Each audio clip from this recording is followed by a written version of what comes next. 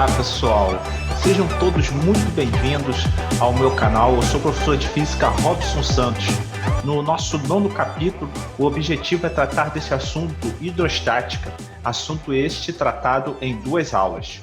Cada aula foi distribuída em 2 vídeos. Um deles eu tratei do assunto somente de forma teórica.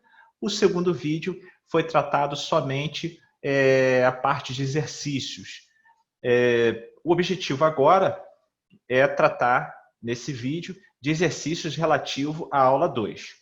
Vamos lá? No primeiro exercício, eu apresento um recipiente que contém um gás a uma pressão de 1,5 atmosfera e está ligado ao tubo recurvado contendo mercúrio. Se a extremidade aberta do tubo está submetida a uma pressão de 1 atm, ou seja, 1 atmosfera, qual é a diferença, ΔY, em centímetros entre as alturas das colunas de mercúrio?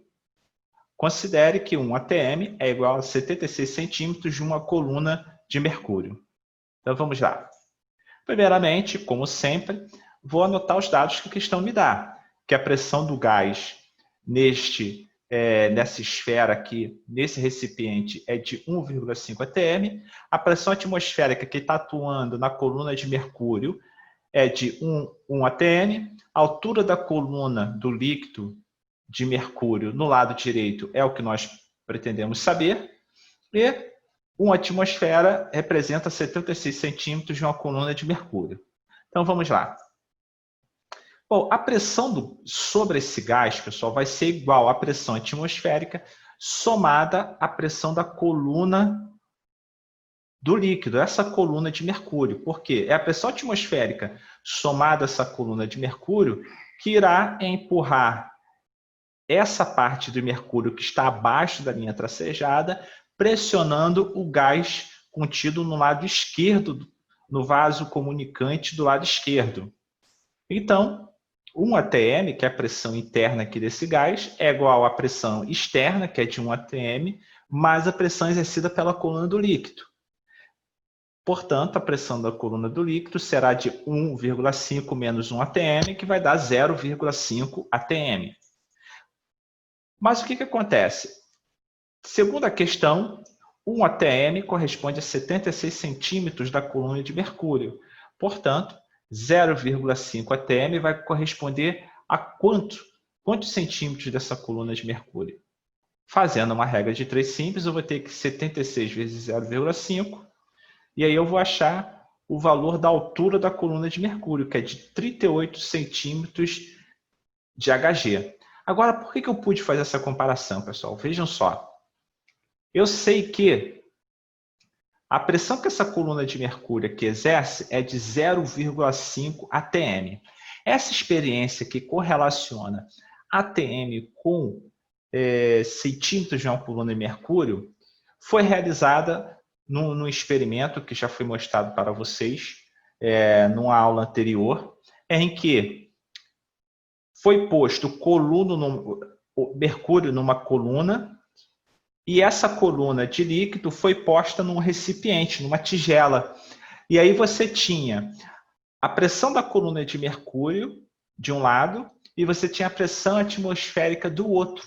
Então, a coluna de mercúrio, quando ela atinge 76 centímetros de altura, ela passa a ser equivalente à pressão atmosférica que está atuando externamente àquele recipiente, que é de 1 atmosfera. Então,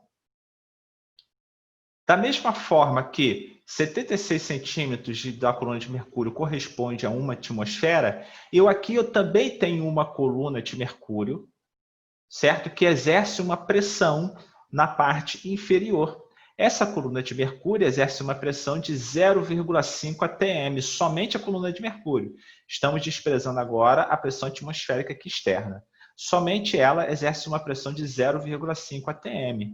Se 1 atm corresponde a 76 centímetros de Hg, 0,5 atm vai corresponder a 38 centímetros de Hg. Ok? Então vamos lá. No exercício 2, tem-se uma figura que ilustra um tubo cilíndrico em U de 4 centímetros de diâmetro, fechado em uma das suas extremidades por uma rolha, que, para ser removida, requer a aplicação de uma força mínima de 6,28 newtons. A questão apresenta os dados aí, né, de densidade da água, da aceleração da gravidade e da pressão atmosférica. Na letra A, pergunta-se qual é a pressão total exercida no fundo do tubo. E letra B, qual a altura H da água que deve ser adicionada para remover a rolha. Então, vamos lá.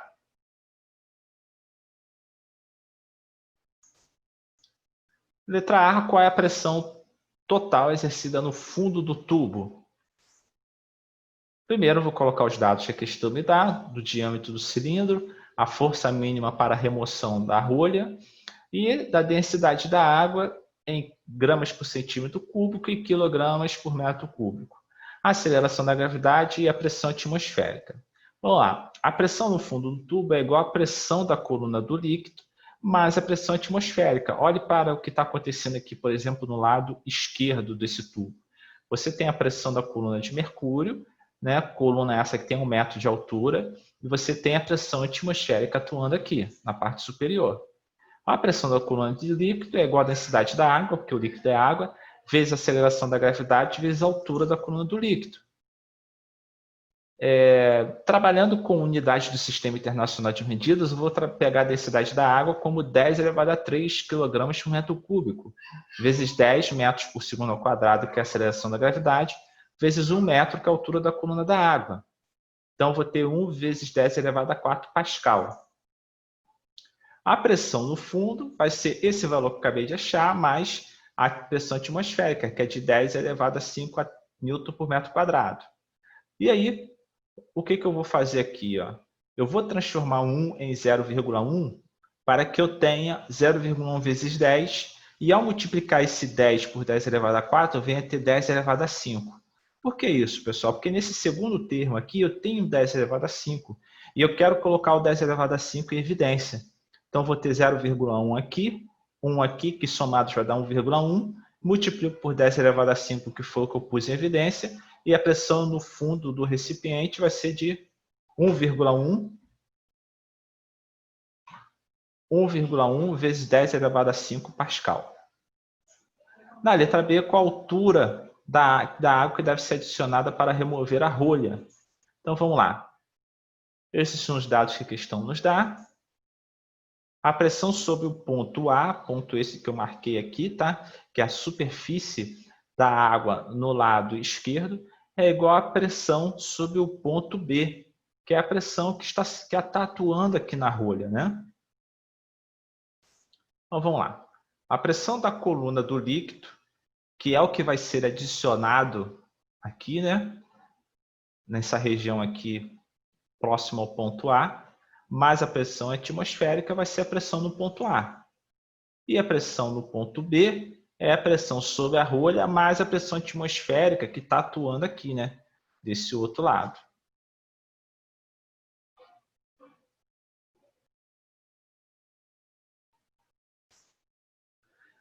Como eu vou igualar PA e PB, eu posso eliminar a pressão atmosférica nas duas circunstâncias. Então, vamos lá. A pressão que o líquido irá exercer é igual à densidade da água vezes G vezes a altura da coluna de água que vai ser adicionada aqui. E aí, a pressão aqui ela também é dada pela força dividido pela área do cilindro, né? A área do cilindro que é dada pelo produto de π vezes o raio elevado ao quadrado. Então, eu vou ter que a pressão da coluna do líquido vai ser igual à força mínima que vai ser exercida sobre a rolha, dividida pela área do cilindro. E eu vou ter 10 elevado a 3 vezes 10 vezes a altura dessa coluna de água, vai ser igual a 6,28 dividido por 3,14 vezes 2 vezes 10 elevado a 2. Tá? O que é esse 2 vezes 10 elevado a 2? Eu estou transformando centímetros em metro. Primeiro, o diâmetro é 4 centímetros. O raio vai ser metade do diâmetro, 2 centímetros. Como é que eu transformo centímetros em metros? Multiplico por 10 elevado a menos 2 e coloco tudo elevado ao quadrado. E aí eu vou ter 10 elevado a 4 vezes H, é igual a 6,28 dividido por 3,14 vezes 4 vezes 10 elevado a menos 4. Quando eu divido 6,28 por 3,14, eu tenho 2. Divido por 4 vezes 10 elevado a menos 4. E eu vou ter que 2 dividido por 4 vai dar meio. E o 10 elevado a menos 4 eu passo para a parte superior, para o denominador. E eu faço isso mudando o sinal do expoente. Então, eu vou ter 10 elevado a 4 dos dois lados, que eu vou eliminá-los. E aí vou ter que a altura é de meio metro, ou seja, 0,5 metros, ou 50 centímetros. Exercício 3, um elevador de automóveis esquematizado ao lado, consta de 2 pistões cilíndricos de diâmetro 0,1 metro e 1 metro, que fecham 2 reservatórios interligados por um tubo. Todo o sistema é cheio de óleo. Sendo desprezíveis os pesos dos pistões e do óleo, em comparação ao do automóvel, que é de 1 vezes 10 elevado a 4 newtons, qual a intensidade mínima da força F que deve ser aplicada ao pistão menor para que o automóvel seja elevado? Então, temos aí um princípio de Arquimedes, né? Então, vamos lá. O diâmetro do cilindro menor de 0,1 metro, a área do cilindro menor vai ser π vezes o diâmetro dividido por 2, né, que é o raio elevado ao quadrado. E eu vou chegar a isso daqui, ó, π dividido por 400 metros quadrados. Para o diâmetro maior, eu tenho 1 metro.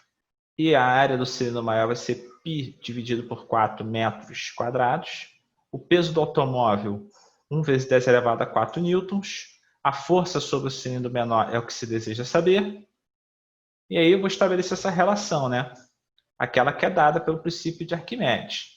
A força sobre o cilindro menor dividido pela área do cilindro menor, ou seja, a pressão que será aplicada nesse cilindro menor, tem que ser igual à pressão que será aplicada sobre o cilindro maior, ou seja, o peso do automóvel dividido pela área do cilindro. Portanto, eu vou ter F dividido por 1 sobre 400 é igual a 1 vezes 10 elevado a 4, que é o peso do automóvel, dividido por 1/4. E aí, o que eu faço? Repito a primeira fração, multiplico pelo inverso da segunda. Faço isso dos dois lados. E eu vou ter que F vai ser igual a 4,0 vezes 10 elevado a 4, dividido por 400. E aí, eu vou chegar ao valor de 100 newtons para a força que deve ser aplicada no cilindro esquerdo para sustentar um automóvel cujo peso seja de 10.000 newtons. É uma tremenda vantagem mecânica, né? O exercício 4, ele apresenta uma questão do Enem, em que é dito que centrífugas são equipamentos utilizados em laboratórios, clínicas e indústrias. Seu funcionamento faz uso de aceleração centrífuga obtida pela rotação de um recipiente e que serve para a separação de sólidos em suspensão, em líquidos ou de líquidos misturados entre si. Nesse aparelho, ou seja, na centrífuga, a separação das substâncias ocorre em função de quê, gente? Da diferença de densidade que ocorre entre as substâncias. Lembra da nossa aula de empuxo, em que foi dito que a partir do momento que você coloca corpos menos densos no interior de fluidos, esses corpos têm a tendência de flutuar sobre os fluidos. Acontece que, às vezes, a densidade desses corpos que estão misturados são densidades muito próximas. E aí, o que acontece? Você precisa de uma ação externa, que é uma centrífuga, que fará com que, nesse movimento rotacional da centrífuga, isso possa favorecer o fenômeno do empuxo. Ou seja, de forma que as partículas menos densas, elas rompam suas conexões, suas ligações moleculares com as partículas mais densas, e aí você tem aqui as partículas menos densas vão flutuar sobre as partículas mais densas, ok? Então, essa separação é decorrente das diferenças de densidade entre as substâncias. Exercício 5, também exercício do Enem, apresenta um consumidor que desconfia de uma balança do supermercado e que ela não está ferindo corretamente a massa dos produtos. Ao chegar a casa, resolve conferir se a balança estava descalibrada. Para isso, utiliza um recipiente provido de escala volumétrica contendo 1 litro d'água. Ele coloca uma porção dos legumes que comprou dentro do recipiente e observa que a água atinge a marca de 1,5 litro e também que a porção não ficará totalmente submersa, com 1/3 de seu volume fora d'água. Para concluir o teste, o consumidor, com a ajuda da internet, verifica que a densidade dos legumes em questão é a metade da densidade da água, em que a densidade da água é de 1 grama por centímetro cúbico. No supermercado, a balança registrou a massa da porção de legumes igual a 0,5 kg, ou seja, meio quilograma.